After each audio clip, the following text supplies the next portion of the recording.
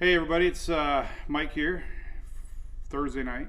It's Happy Hurricane Hump Day. Today is the official peak of hurricane season, September 10th, and we got a lot out there cooking, and we should have a busy several weeks ahead as we enter the end of September, October. Unfortunately, so we'll be tracking these all together for the next few weeks. Do a little quickie tonight though.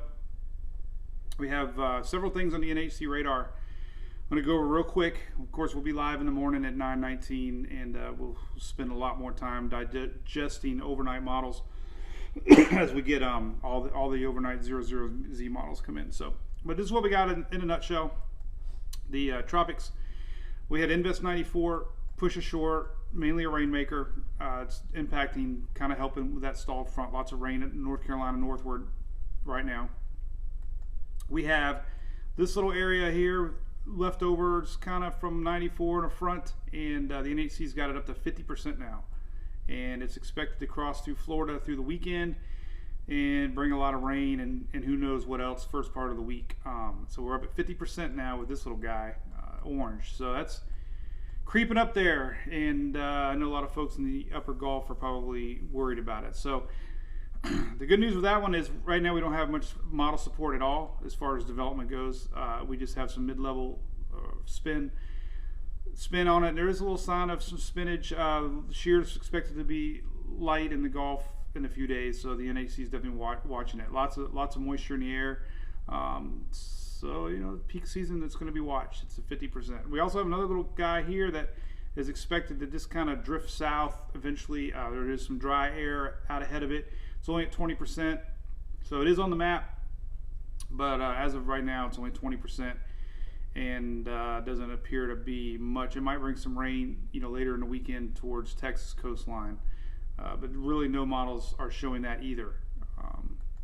We don't have much model support for either of these, so we're just watching them in real time. But the general flow is all that moisture is going to be coming through the state tomorrow and maybe the first part of the weekend before it gets into the Gulf. Then we'll have to watch it. So that's on the radar. We have Bermuda here, definitely watching Paulette, and unfortunately most of the models are showing it get very, very close to Bermuda, and it could be a strengthening hurricane. 85, 90 miles an hour is what the NHC is showing. The turn is coming, so you know, very, very high confidence it's not going to impact the U.S. It is going to turn. The question, of course, is Bermuda. They're going to have to be watching it close first part of the week. Could be, you know, some of the modeling trend is having it passed just to the west side, but Bermuda's in the cone. So definitely paying close attention to that. We have Renee. Not looking very good on satellite tonight. Drying up a little bit.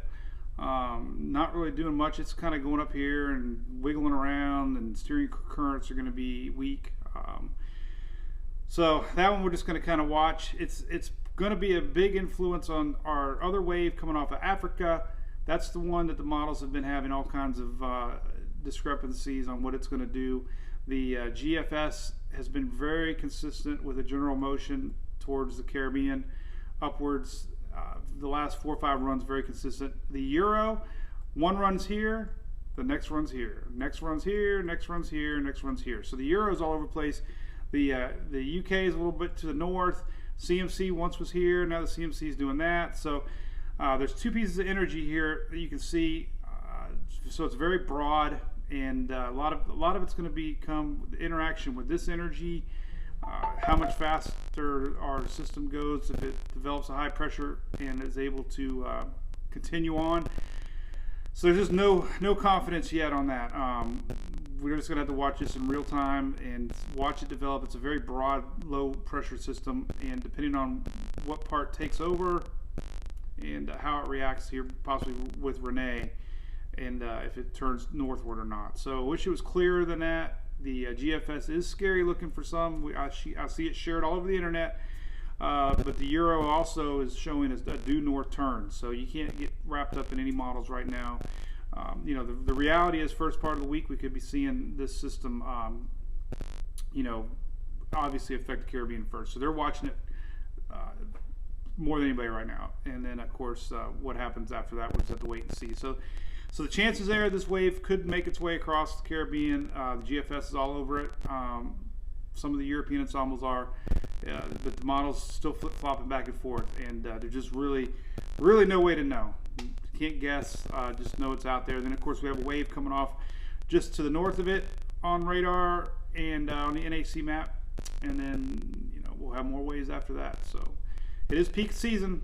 We got lots to track, and we'll see what the overnight models do. So no worries at all. Don't get wrapped up if you see one or two runs shared on the internet, because there's not a lot of confidence, especially on a system that is this far away. So just take each model with a grain of salt. I'll be live in the morning, 9:19, and enjoy the rest of your evening. See ya.